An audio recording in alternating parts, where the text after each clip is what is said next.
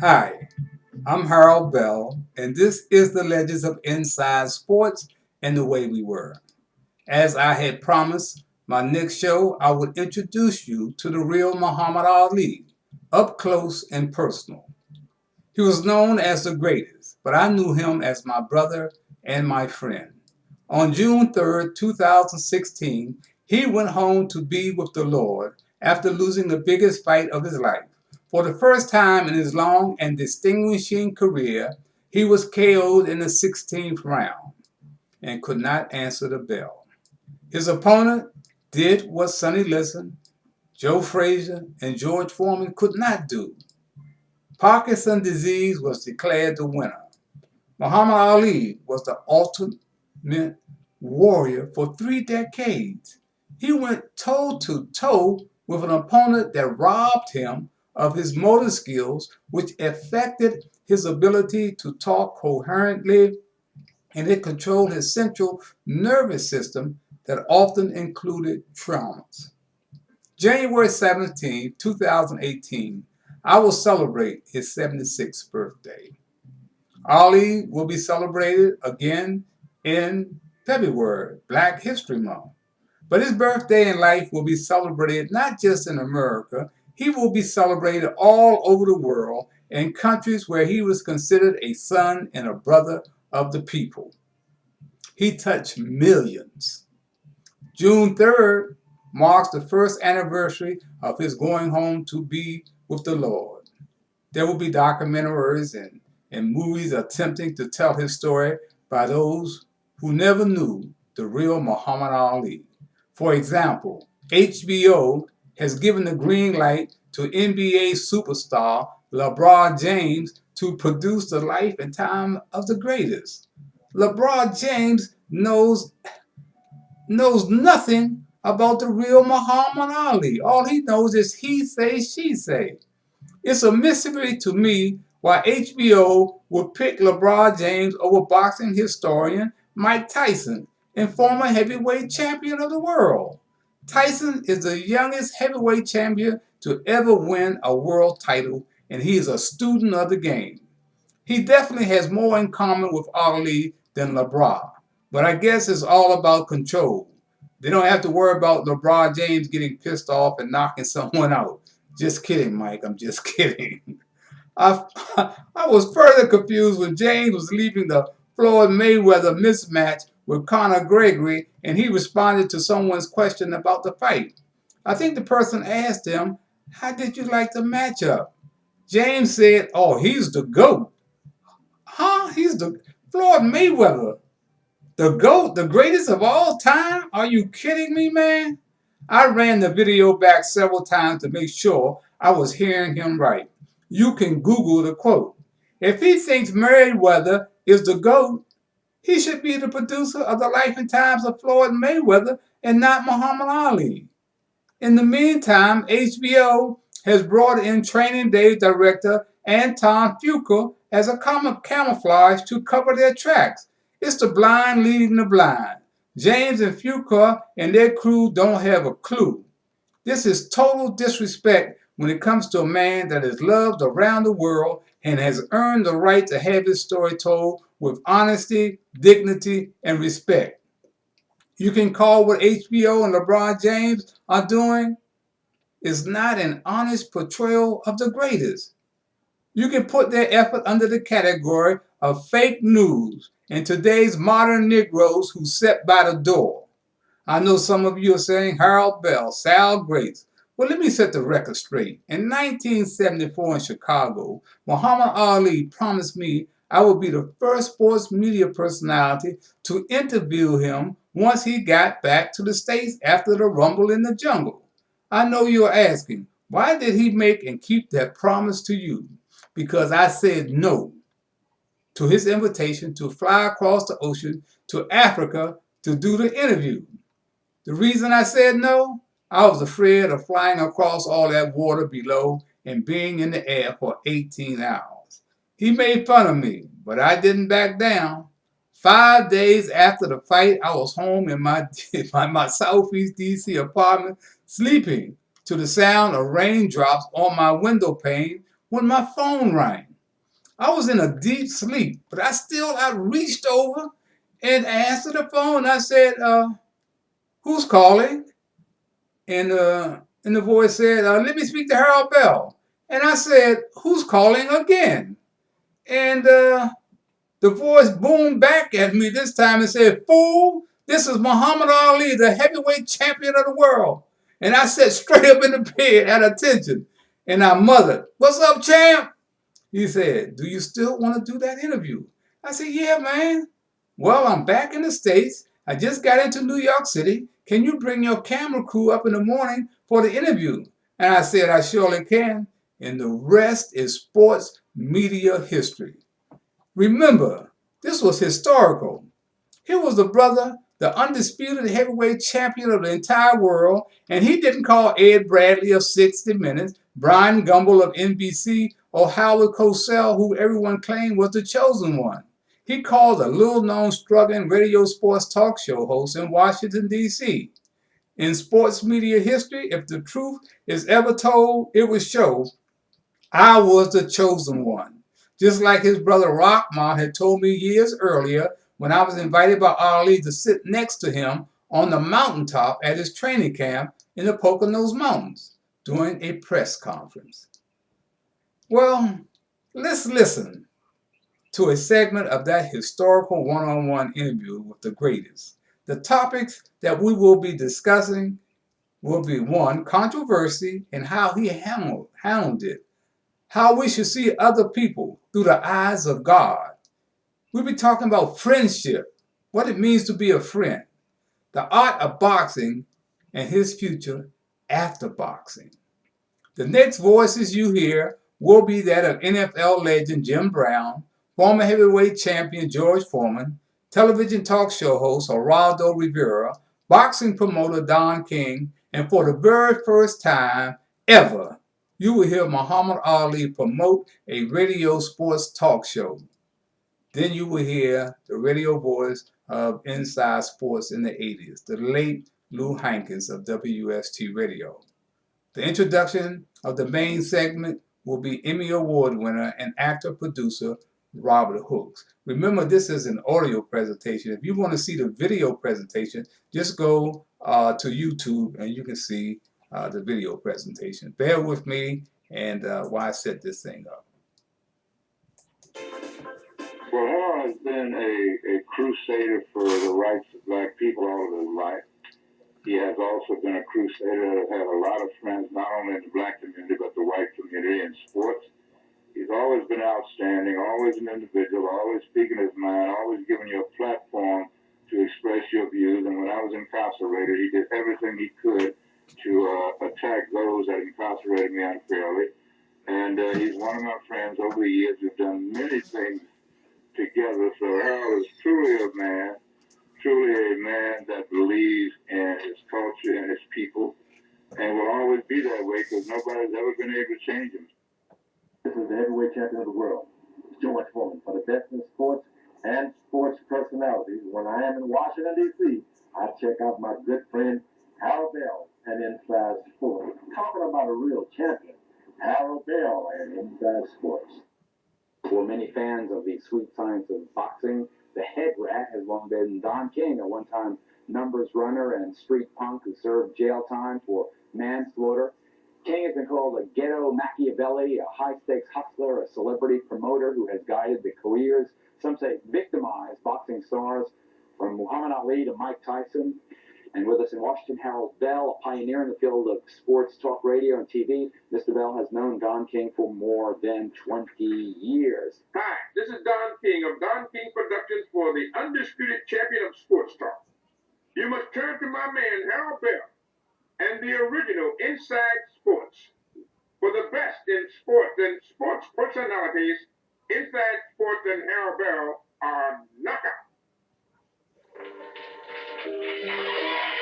Hey, this is Muhammad Ali, the heavyweight champion of the whole wide world.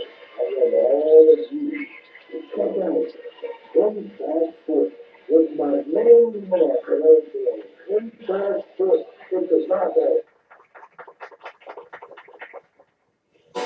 And now, from the playing field of Banneker to the locker room of RFK Stadium, it's Inside Sports with your host, Harold Bell. Give Harold a call at 462-3313, 462-3313. Hello, I'm Robert Hooks. Being a native Washingtonian and a dedicated sports enthusiast, I naturally became an early fan, follower, and ultimately a lifetime friend of the city's legendary sports journalist and broadcaster, the bold, the inimitable Harold Bell, my friend HB.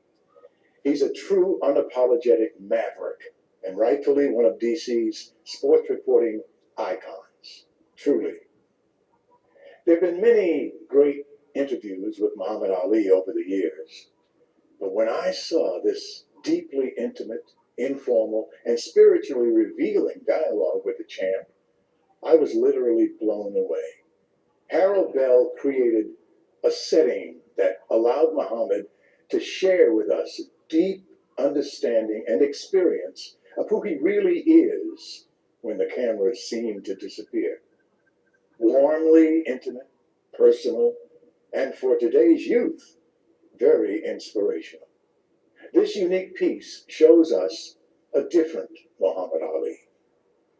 I'm extremely pleased to be able to bring you this revealing glimpse of the great Muhammad Ali in this sit-down talk with a man who often is referred to as the godfather of sports talk. Let's watch. Everybody's always talking about the controversial Muhammad Ali, heavyweight champion of the world. I talked with Muhammad, and here's what he had to say about all this. Well, I'm just being myself, but a lot of people, a lot of things change. Time brings about a change. People forget. You know, Kennedy, Martin Luther King are dead, Nat King Cole, or people like Dinah Washington. I can go on, and you didn't think about that. I just mentioned it. Planes crash with 150 people on it, lawyers from people all walks of life, and next day it's old news. So these things happened then, and they believe they were right when they said them, and it's all over. We don't hold things against people. See, once you develop the heart quality, it becomes a forgiving quality. The life is as we look at it. If you wish to find faults, you can find faults in the best people in the world. If you wish to find good parts, you can find good parts in the worst people in the world. So once you get enough sympathy, enough love for mankind, enough understanding, then you overlook little faults and little errors and little mistakes. So whatever they said about me, it's all over, and I don't have time to really worry about it, because when you criticize and condemn others, you're overlooking the same element in yourself. Some people don't seem to deserve the wealth, the rank that they have in life, and others perhaps in our eyes deserve more, but yet in the eyes of God it's different. It is because they deserve it, though you don't see why out. Like a friend said to a fellow I know named Billy, said, Billy, why are you so devoted to Mary? She's not beautiful, she's not attractive. Billy said, to see Mary, you must borrow my eyes. And I was saying, when we judge people, do you see with the eyes of God? Do we see what feelings God has towards them? And when we cannot see it this way, we have no right to question why others are in this or that position. Same way as with friendship. I mean, friendship is an automatic action. Friendship is an innocent, unconscious, outgoing, a pure, deep feeling with depth. So therefore, no one can explain why one person is a friend of another. You know, they say that friendship is like our shadows. They're sticking with you as long as you're in the sun, but once you cross over into the shade, the shadow disappears. How do you distinguish your friends? Well, I wrote something once that says, friendship is a priceless gift that cannot be bought nor sold, but its value is far greater than a mountain made of gold. For gold is cold and lifeless, it can neither see nor hear. In time of trouble, it's powerless to cheer. It has no ears to listen, no heart to understand. It cannot bring you comfort or reach out a helping hand. So when you ask God for a gift, be thankful if he sends, not diamonds, pearls, or riches, but the love of real true friends. And this is how I feel about friendship. There are very few friends. A friend is one who is always on the give. See, nothing in return. Always a thought of giving, nothing in return. A real friend holds his life cheap if it's God's friend. Anyone considering anything more important than friendship has not yet learned the first lesson to friendship. Once we learn to regard the feelings and displeasures of our friends without looking for anything in return, then it is those who truly learn to mean the friendship. Looking for nothing in return, always a thought of giving and keep back nothing. And very few people do that. Most people, if they tip you $1 for a cup of coffee, they look for I thank you. And if your coffee costs 16 cents, you tip a lady $1, she don't say thank you. You ain't got a rude so and so. You didn't really hear because you looked for something in return. There's a lady holding a bag full of groceries, you hold the door for her, she walk right through, keep walking. Most places didn't say thanks. You didn't really hold the door. See, very few people really give and don't look for nothing in return. Boxing is an art. It's like you said, it's hit, not be hit. Rhythm and timing, footwork, a left jab, right cross, might slip a punch from 2 inches, then tag it. He might throw a left jab, and you might pull back just enough to get away. He might stop from a half inch and hit you in the back over with the right hand. It's all time and rhythm. Everything's in motion. So the fighting is more like a Joe Frazier. Just put your head down and come in, take punches just to hit, nose hanging off, ears twisted, eyes crossed, just don't care. But boxers one, like Sugar Ray Robinson was in his day, of Joe Louis, myself, people, you know how I dance and jump around.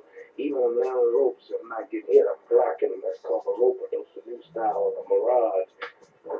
It's a science. So that's how they're different. George Foreman is a slugger too. That's how he lost the fight. If you remember, he just put his head in, just kept swinging and didn't realize where he was hitting. He just wanted to hit. Bull loses his head. A fight on one who loses his head, he can't fight. But a man who's smart, taking his time, jab, jab. I miss a right hand, he'd hit me. And then when I get him in the ropes, he wouldn't lose his head to slug it out. He just back off and tell me to come on out to the center of the ring. That's a boxer. The slugger one who just like a girl. He was just getting mad. She told a lie on you, dog, and she did. I can't stand and start pulling hair. Just get mad.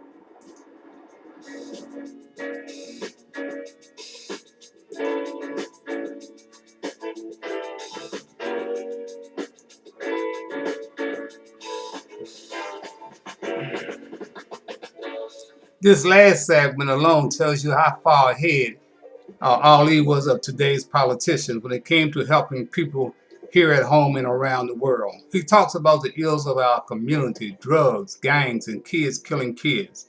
This interview took place in 1974, and his words of wisdom hold true in 2017, 4 decades later. He was a prophet. Muhammad, as a man, what are your personal goals and objectives for the future? My personal goals and objectives is to raise my family and to leave an image here that other people can follow, and to help the Honorable Wallace D. Muhammad unite our people, bring them together, clean them up spiritually, morally, mentally, and get us on track where we can help ourselves, govern ourselves, and quit always laying around the masses, begging for bread, food, clothing, shelter, and get out and do for ourselves as others who are less than population, 40 million black people are doing for themselves. And that's my main goals, is mainly to be a minister of the things that I'm talking about and to help go out to convert, clean up others to do the same. We got prostitution, we got gang fighting, we got dope, and then basically, we should be hired by the White House because we actually are taking problems off of the whites, which they have to solve themselves, and they have to worry about the drug addicts. They have to put them in jail. They have to close and find jobs. So we actually should be taken care of by the government to influence us to go out and get more people to do what we're doing, because we have to stop crime and everything, and taking weapons away from our people, stop them from their violence. So really, it looks like the government would call our leader, Wallace D. Muhammad, to the White House and do everything they can to help him to get back out of these streets and help clean our people up, because it takes us to help ourselves. No other race can come to a black man in America and straighten them out. They won't listen to him. It takes us to know each other. And the only ones that got the program is the most folks, so that's why I would dedicate the rest of my life to this cause. All right. That was the real Muhammad Ali. You know, there have been several proposals for my one-on-one interview over the years with Ali, and I said no. Why? Because none have met the market value and my high standards of wanting to see his story told with honesty and integrity. He earned those rights because he was the greatest. I remember the first person to show interest in my archives in the Ali interview was my friend. I'm spelling friend in very small letters. And I'm talking about the notorious boxing promoter Don King. I met Don King in 1970 in his hometown of Cleveland, Ohio. This was my first year on the airways broadcasting Inside Sports. And Ali was fighting in a charity exhibition for Children's Hospital, the brainchild of Don King. Ali was a sucker for anything involving children. Vocalist, legendary vocalist, and R&B legend Lloyd Price was Muhammad Ali's friend, and he introduced him to Don King. And it was here that Don King convinced Ali to let him promote him against everyone's wishes. You know, Muhammad Ali wanted to give a brother a second chance, and I felt the same way. Everybody deserves a second chance, but Muhammad Ali lived to regret giving Don King a second chance. When Don King moved from Cleveland to New York City, major media from New York to Las Vegas were his enemies. They would not let him forget his criminal past. In 1985, Michael Wilbon, a sports columnist of the Washington Post, who I had taken under my wing as his mentor, called me and said, Harold, could you sit in for me on a television show tonight with Geraldo Rivera? He wants to do a thing on boxing and Don King, and no one in media has been tooting Don King horn louder than you. So why not you? So I realized that Michael didn't want to go on this show because we were scared of Don King getting on the wrong side of Don King. So there was an opportunity for me, and I took it. So I said, okay, man. So, hey, there I was. So there I was up at Channel 9 waiting to be hooked up by satellite. This was my first crack at national television. And so I was looking as a big deal to me. So when the show came on, there was Geraldo Rivera in the studio, and there was Bert Sugar and Jack Newfield. Now, Bert Sugar was a boxing historian known all around the world, and Jack Newfield was an Emmy Award winner and a Pulitzer Prize winner. He was an Emmy Award winner for his documentary, Only in America, The Life and Crimes of Don King. And boy, he was Don King's #1 enemy. Well, I don't know how I got through that show, but I got through it. I stood up for Don King. The late Bert Sugar and I will become great friends. And hey, that was something to remember. So now in 1995, I see Don King. They don't run me off the airways. Finally, after being on the airways for almost 25 years, they finally run me off. They couldn't control me. And Don King came into Washington, D.C. to do a boxing promotion at Capitol Center out in Landover. And so I was out in the audience, and he saw me out. He called me up in the ring. So he said, what's up, Harold? He said, I said, well, man, you know, they don't run me off the air. He said, okay. He said, well, let's get together and see what I can do. I said, yeah, you get me some sponsors, I can find another network. So he told me to meet him at the Hilton Hotel the next morning, that he was having breakfast with Mike Tyson, and then the two of us could sit down. And that's what I did. I sat down, and we agreed to a partnership as it related to my Ali project and my archives with a handshake. Man, I had to chase him around the country for the next 2 years trying to get him to keep his word and put our agreement in writing. He finally got pissed off at me and yelled at me from ringside one night in Las Vegas. He said, Harold Bell, nobody owes you anything.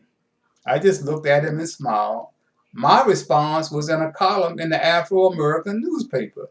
The next thing I knew, there was a Dear John letter in the mail dated November 24th, 1996, and it read, promises made, promises kept. Let me read this letter to you that I got from Don King. I still got it. He said, Dear Harold, I received your eccentric letter, and I do apologize for my tardiness in fulfilling my promise of sending you a check for $10,000 in addition to what I gave you in Washington, D.C. Man, you ain't give me nothing. Let me explain that, man. I learned from Connie Harper, his right-hand girl, when he came to New York. I was supposed to meet Don up in New York for lunch and got up in New York. We were supposed to meet at 1 o'clock. He didn't show up until dinner time. But while that time in the office, I spent it with Connie Harper. And Connie had taken me under her wing because I had met her in Cleveland. And she told me, said, Harold, don't ever take any money from Don unless you earned it. So I knew better. So he never gave me nothing. I wouldn't take no money from him. Let me finish this letter out. He said, includes you will find my check in the amount of $10,000, representing the remainder of my commitment to you. This check fulfills my promise to you and ends our beautiful relationship. I deeply regret this, but you are absolutely correct. You should not have to kiss my black ass for anything. I'm sorry for any inconvenience I may have caused you. It certainly was not my intention to disrespect or hurt you in any way. While I do not agree with what you wrote about me, I do respect your right to express yourself. God bless you, Harold. I wish you well in all your endeavors. Good luck and best wishes, Don King. One of a kind. One of a kind. And you know what the irony about this, I waited for him to come back to D.C. after getting that letter and that check in the mail. I waited for him to come back to D.C. for one of his boxing promotions at the D.C. Army. And I had my younger brother, William, who he had hired. Would you believe this? Hired as his photographer to take a picture of me, giving him the check back. Man, the look on Don King's face was priceless. The irony, I was dead broke. But I said, man, I ain't gonna let this brother pimp me. My returning the check had something to do with my peace of mind, which was not for sale. In the meantime, I've established a GoFundMe link to raise monies to tell the real Muhammad Ali story. If you care to make a donation, anonymously or otherwise, just go to and Google GoFundMe and put my name in and make a donation. You know what makes it so sad about, my friend passing and folks trying to pimp him? I'm talking about Muhammad Ali. You count the time the media asked LeBron James, why does he think he is qualified to produce the life and times of Muhammad Ali? The best advice, my grandmother ever gave me when I went on the radio was to always tell the truth. She said a lie will change 1,000 times and the truth never changes. Well, that's going to be it for the Legends of Inside Sports and the way we were. I hope you learned something about my friend Muhammad Ali. And remember that every black face you see is not your brother. And every white face you see is not your enemy. Until next time, I'm Harold Bell, and you can color me gone.